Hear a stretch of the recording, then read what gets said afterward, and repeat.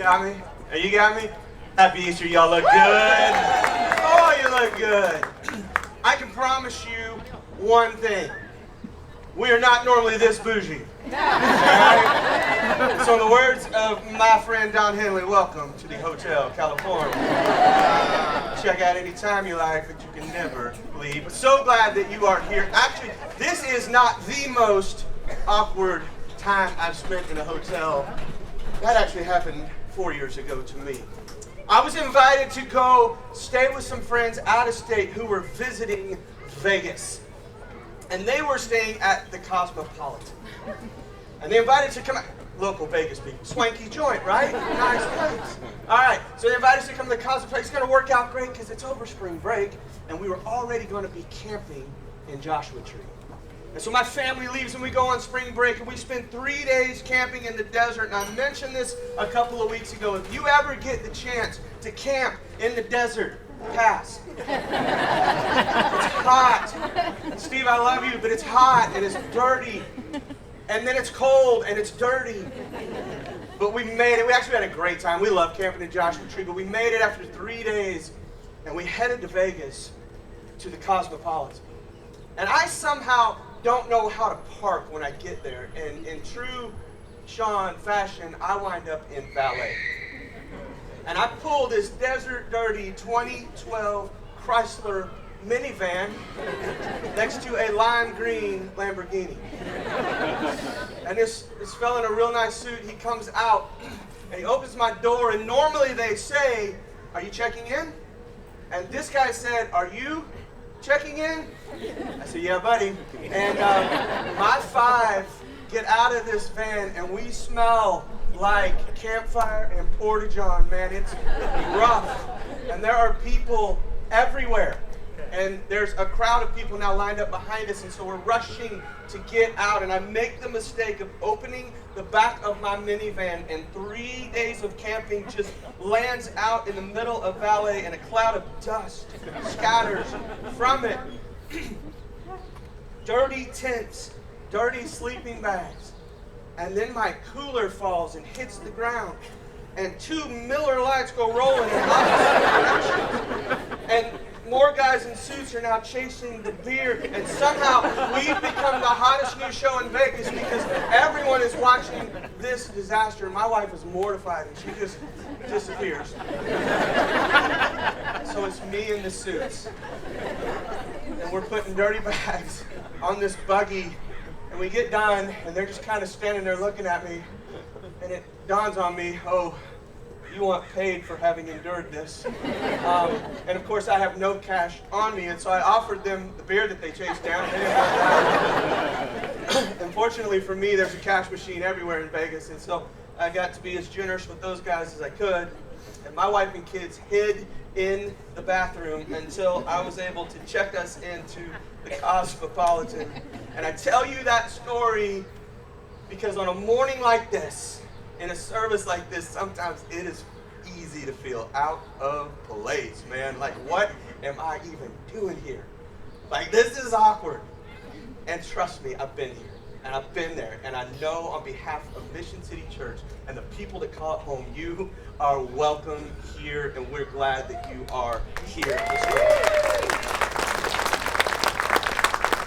My name is Sean, and I get to be on the team here. I paid all of them to clap. It is the joy of my life. We are a 3-year-old church plant, and we exist to help people find and follow Jesus, man. That's it. That's our deal. All the cards on the table, we're fully into Jesus around here. And over the last 3 weeks, we've been in a series that I titled, What's in a Name? And we've been looking at the names in which Jesus calls himself. Names like the Good Shepherd, and names like the Bread of Life. And this morning we're going to finish up this series with the final name that Jesus refers to himself as.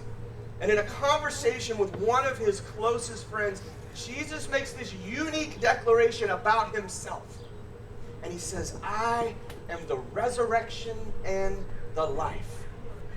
And it being Easter and all, we're going to spend 20 to 25 minutes here around what Jesus meant when he said he is the resurrection and the life.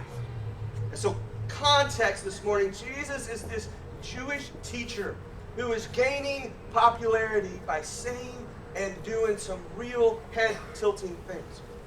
Jesus had given sight to the blind. He healed a blind person. And then Jesus was teaching to this crowd of like 10 to 15,000 people, and he fed them. He physically fed them with a basket of fish and bread. And then he does this really insane thing where he finds out a friend of his has died. And 4 days later, he journeys to this guy's house, calls him by name, and that man walks out of a grave raised to life. So safe to say at this point in history, the people of that day were figuring out that this dude was different. All right? And of course, events like that, they just don't stay silent for long. And once word hit local religious leaders that Jesus had raised someone from the dead, they decided that it was time for this to stop. Man, way too many people were following and listening to this rabbi. And this was costing other leaders power and money. And so the local religious leaders of the day, they partner with a corrupt Roman government, and they have him publicly executed. And a week or two after bringing his friend Lazarus back from the dead, Jesus gets falsely accused, arrested, tried, found not guilty.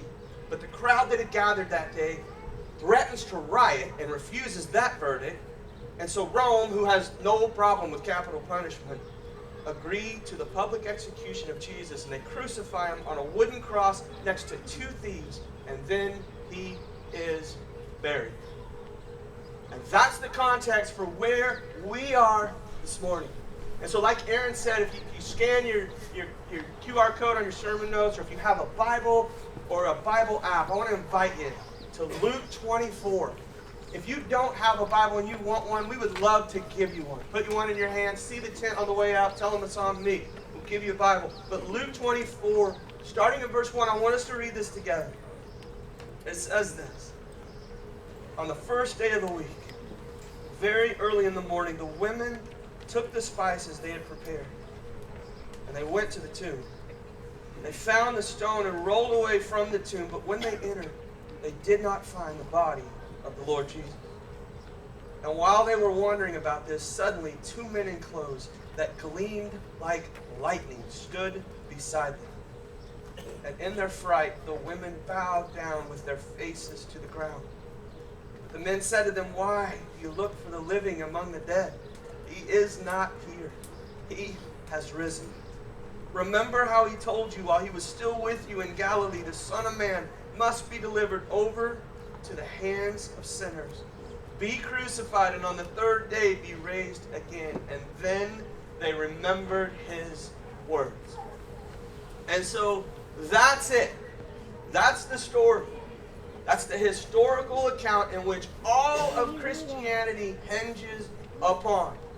That Jesus lived, died, and 3 days later rose from the dead and walked out of the grave. 2.3 billion people across this planet say they believe that. And I get it. Let me be the first to tell you. That's crazy. Like, that's crazy. Like, we have to admit, that's crazy. And I wrestle all the time with the likelihood of this happening. Man, I have attended a lot of funerals, but I never had coffee with the person after I attended the funeral. I've been to some weddings that got reversed, if you know what I mean, but I've never been to a funeral and then met the person later. It's so unlikely, and so I constantly have doubt. And I love what an English theologian and pastor by the name of Charles Spurgeon, he said, doubt is like a foot that is poised.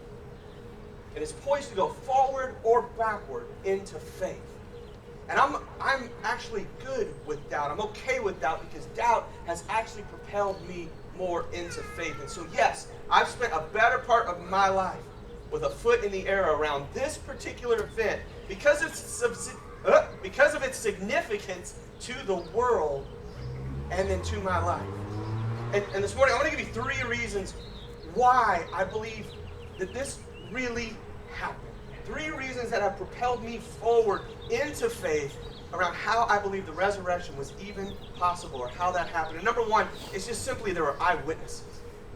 Most of what we know from ancient history, it gets verified by 1 to 2 actual sources. And concerning the resurrection, there are no fewer than 9 ancient sources, both inside and outside of the New Testament, confirming and corroborating the eyewitnesses' account of a resurrected Jesus. Over 500 people saw him. They saw him. Number 2, the women. And let me preference this with I have a wife and 2 daughters who can, should, and will lead and change the world. This is information, not an opinion, okay? There were...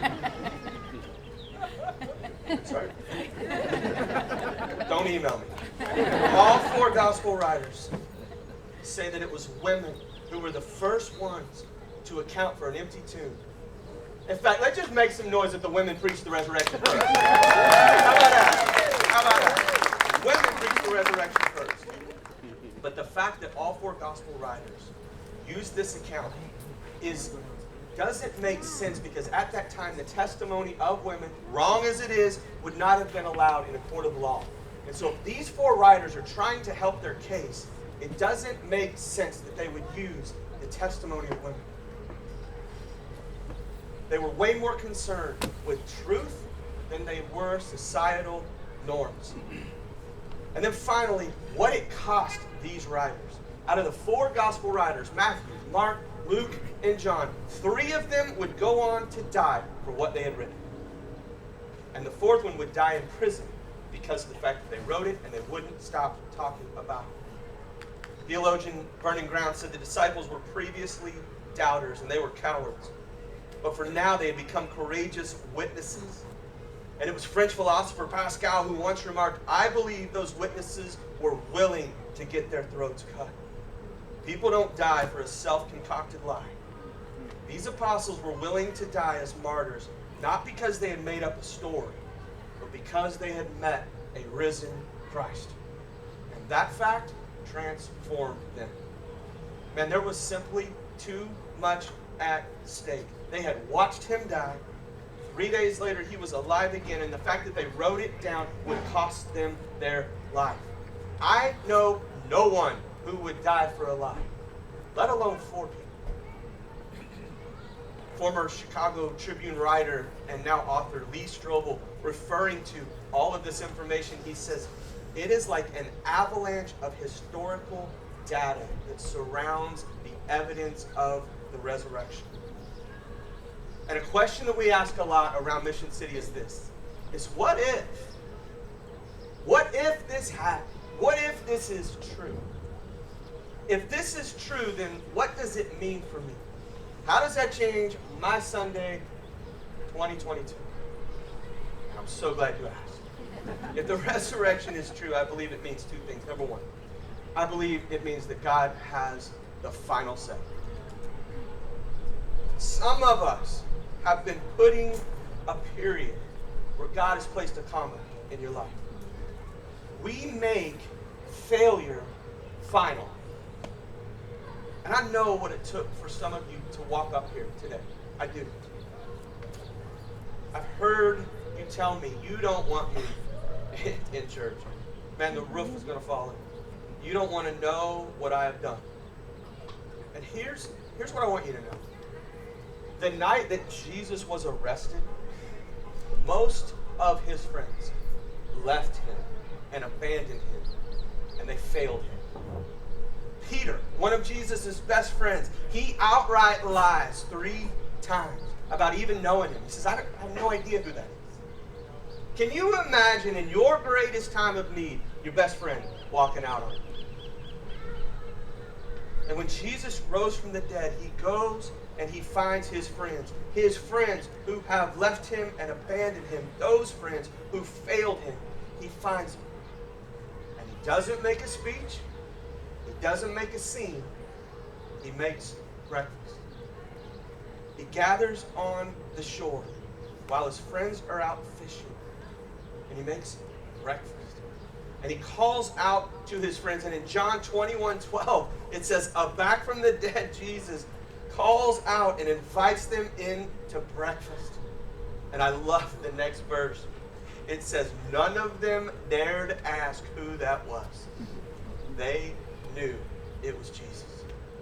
Jesus sat on the shore making breakfast for his friends. His friends and followers had assumed that this was over, man. They went back to fishing because that's what we do in the face of failure. We just want to be good at something again. And they had put a period in their life where God was simply placing a comma. And by going to them and feeding them as a peace offering, Jesus is saying, failure does not define you. Your story isn't over until I say it is.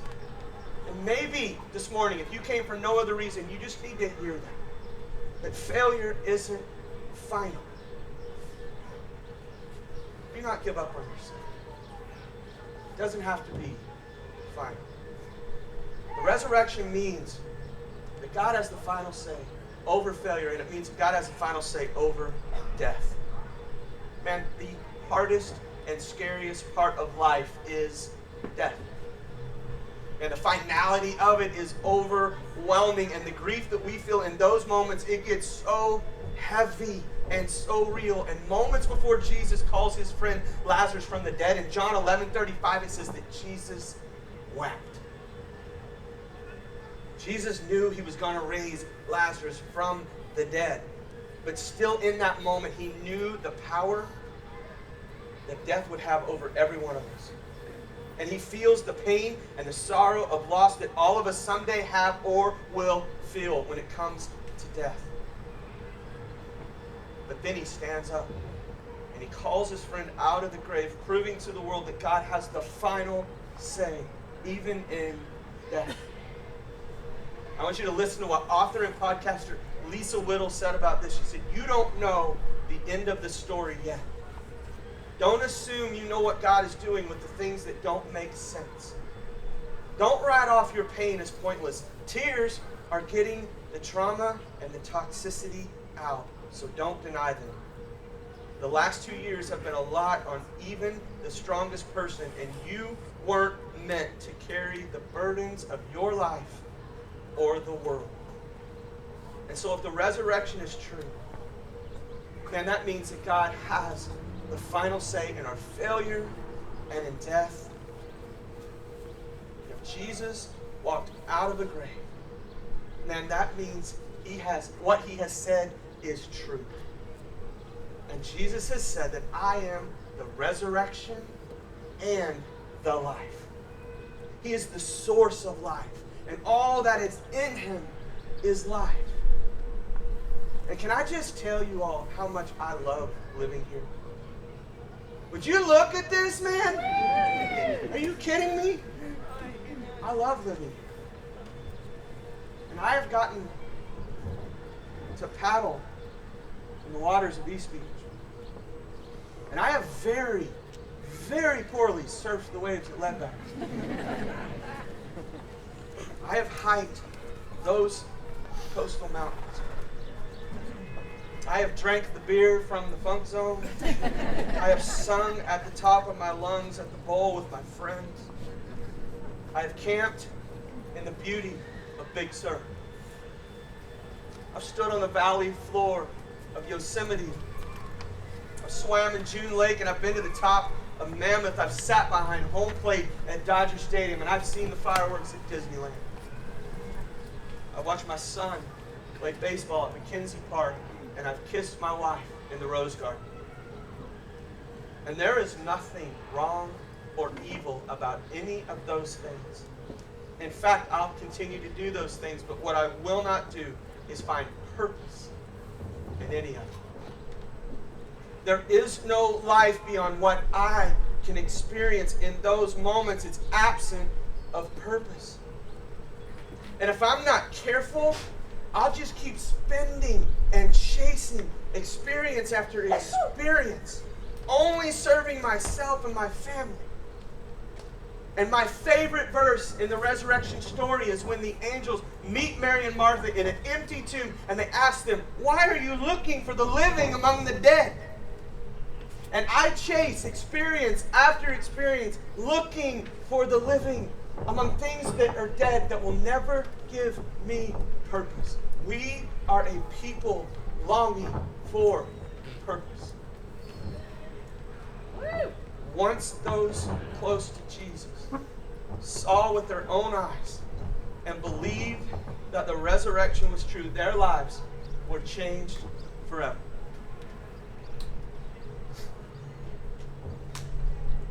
They were filled with the Spirit of God that led them to start a movement forever known as the church. They sold their stuff because stuff just didn't matter anymore. And they spent time together. They started standing in the gap for the widow and the orphan.